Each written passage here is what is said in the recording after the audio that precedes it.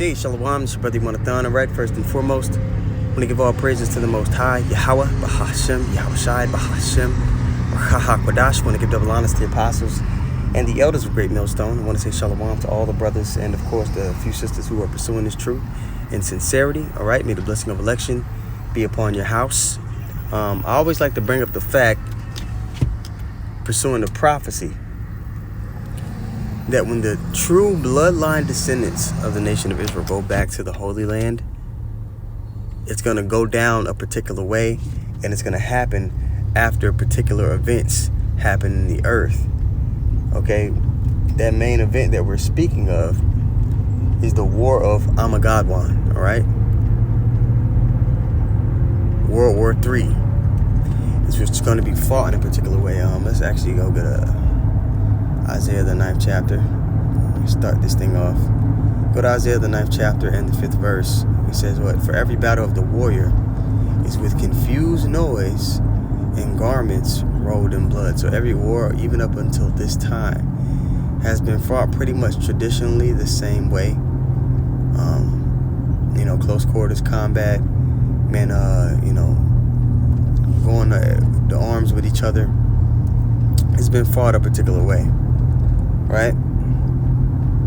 But this final war that's getting ready to take place is going to be fought with thermonuclear missiles, and this is an inkling to that, and we'll get other precepts to back this up. So let's read this again from the top. Isaiah 9 and 5, it says, For every battle of the warriors with confused noise and garments rolled in blood. But this shall be with burning and fuel of fire. It separates, it differentiates the war that's getting ready to take place from all other wars before it. It's not going to be, traditionally close swords, guns, men on the battlefield in the trenches losing their limbs. There's going to be some of that, but the main way it's going to be fought is by, these thermonuclear missiles. All right, let's also go to Isaiah 54 and 16. It says, Behold, I have created the smith that bloweth the coals in the fire. Let's look up that word, the smith here. And it's Ka'arash, craftsman, artisan, engraver, artificer, skillful to destroy. So the Lord put the spirit on those Germans to create that. And the brothers always bring up the movie Oppenheimer, the dope movie to look at. The Lord put the spirit on them to create that weapon to destroy themselves. All right. It says fabricator of any material, artificer. Okay. Let's read that again. Isaiah 54 and 16. Behold, I have created the smith that bloweth the coals in the fire, and that bringeth forth an instrument for his work. And I have created the waster to destroy. Okay, so the Lord put the spirit on them to create this weapon. And it's a particular way, this final war that's prophesied in Joel, the 3rd chapter, all the nations being gathered in the valley of Yehoshaphat. There's a particular way it's going to go down, man. And we're waiting on that.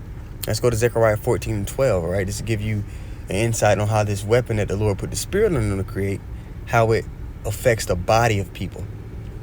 Okay? And you'll see what I'm saying as I read it. Zechariah 14 and 12. It says, And this shall be the plague wherewith the Lord will smite all the people that have fought against Jerusalem. Now, Jerusalem is a people before it's a place. Now, you also could use this to go with the chariots, okay?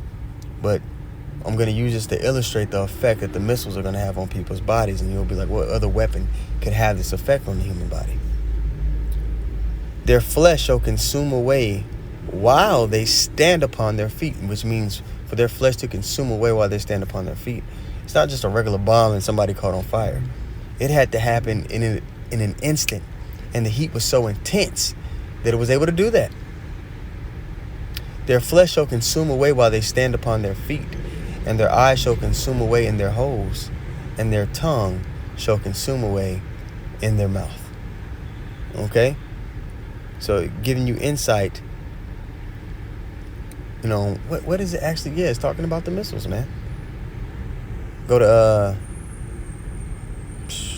where is it? 2 Peter 3 and 10. It says, But the day of the Lord will come as a thief in the night, in which the heavens shall pass away with a great noise. Okay? The sky is going to be filled with that mushroom cloud, and it's going to be initiated. You're going to hear that great noise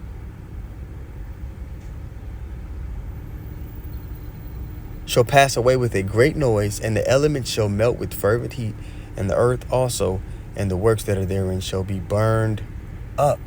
What is it going into?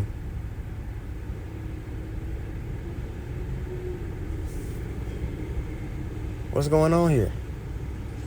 All right, so bring that out.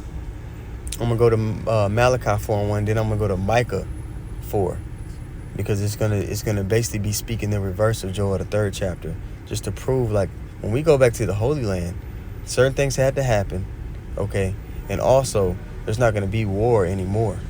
Okay, Malachi 4:1, for behold, the day cometh that shall burn as an oven, and all the proud, and all that do wickedly shall be stubble, and the day that cometh shall burn them up, saith the Lord of hosts, that it shall leave them neither root nor branch. Now I'm gonna go read a little bit of Joel the 3rd chapter first. It's Joel 3, I'll start at verse 9. It says, proclaim ye this among the Gentiles, prepare war, wake up the mighty men, let all the men of war draw near, let them come up. Beat your plowshares into swords, and your pruning hooks into spears, let the weak say I'm strong. So turn from agriculture, okay, and turn towards gearing your economy towards war, which for the first time in many years, Japan is doing just that.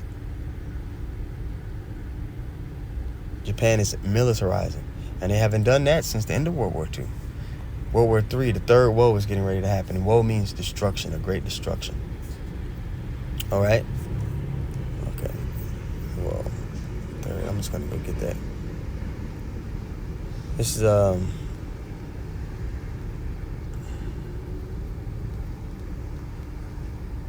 Revelation 11 and 14. It says the second woe, actually I'll start at 13. In the same hour there was a great earthquake, and the 10th part of the city fell. The city is talking about is Babylon the Great. And when it says the 10th part of the city fell, when you look at America, it is 10 regions of zip codes. There's 10 zones on that FEMA map. So when it's talking about the 10th part of the city fell, it's going into basically the fullness, the whole of Babylon was destroyed. It's future prophecy. Revelation 11 and 13. In the same hour was there a great earthquake, and the 10th part of the city fell.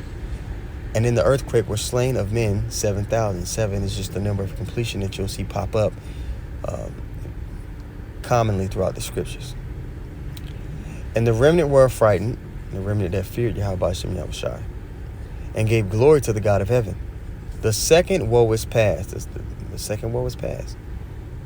Behold, the third woe cometh quickly. Now these are linked together. They're right after, 14 is right after verse 13, because it's letting you know this is going to happen during that third woe. Okay? Now, we'll go back to Joel 3 and read a little bit more there, and then we'll jump to Micah. So you go to Joel 3:10, right? It says, beat your plowshares and the swords, and your pruning hooks and the spears, let the weak say I am strong. And all of the nations, if they don't have nuclear capability, they have an ally that does. Okay? Verse 11, assemble yourselves, come all ye heathen, and gather yourselves together round about. Thither cause thy mighty ones to come down, O Lord. Let the heathen be wakened, and come up to the valley of Jehoshaphat, or Jehoshaphat it says here in English. But it's, basically talking about that the coast of Iran, that area. For there I will sit to judge all the heathen round about. Now we go to Micah 4. So it gave us a location and the way that it was going to be fought. You see that third woe?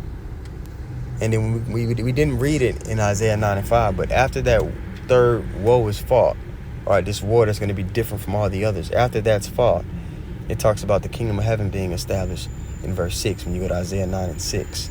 Okay, it talks about Yahweh Shah establishing the government, the forever government that's going to be established here on earth. Now, Micah 4 and 1, check this out. It says, but in the last days it shall come to pass that the mountain of the house of the Lord, the government of the house of the Lord, right, shall be established in the top of the mountain. It's going to be established above all the other nations.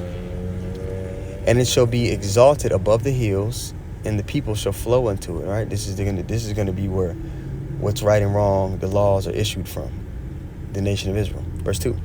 And many nations shall come and say, let us go up to the mountain of the Lord, and to the house of the God of Jacob, and he will teach us of his ways, And we will walk in his paths, for the law shall go forth of Zion, and the word of the Lord shall come from Jerusalem. And he shall judge among many people and rebuke strong nations afar off. Is the law, all right, coming forth out of Israel right now in righteousness? Or is it something else? The biggest pride celebration takes place in Tel Aviv.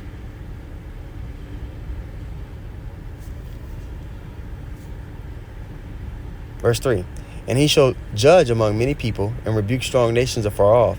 And they shall beat their swords into plowshares and their spears into pruning hooks. Now, this is the reverse of Joel, the 3rd chapter. So this is taking place after the war of Armageddon, the third woe.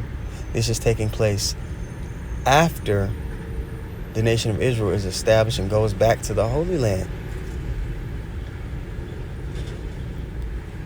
Let's read verse 3 again. Check it out.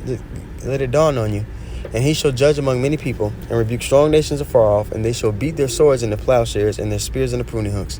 Nation shall not lift up sword against nation, neither shall they learn war anymore. So it's saying once this happens, once the true bloodline descendants go back to the Holy Land, the kingdom of heaven is established, there's not going to be war on the earth anymore. But there's another people who are in the Holy Land today who, ever since they've gotten there, it's been nothing but war. So something's not adding up according to prophecy, and we know prophecy is chief when it comes to the scriptures. To be into prophecy is to have the spirit of who the world ignorantly calls Jesus. We know that when you go to Revelation, the 19th chapter, in the 10th verse, correct? What does it say there? It says, and he fell at his feet to worship, and he said to me, See thou do it not, I am thy fellow servant, and of thy brethren that have the testimony of Yahushua, or Jesus as people ignorantly call him. Worship God, for the testimony of Yahushua is the spirit of prophecy. So that's the spirit, that a true believer is going to be in. He's going to be occupied with prophecy, paying attention to those things. And that's not something that you see in the churches. That's not something you see over there in the Holy Land today. Okay? And they don't fit any of these things. So that's just, food for thought for those who are new and those who already know. These people do not fit the prophecies. And that's where the bar gets too high. So Abarat Tazah, the lesson was edifying. I want to give all praises once more to Yahweh, Bahashem, Yahushai, Bahashem, Bahakwadash. I want to give double honors to the apostles and the elders, a great millstone. I want to say shalom to all the brothers and, of course, the few sisters who are pursuing this truth in sincerity. All right, may the blessing of election be upon your house. Shalom.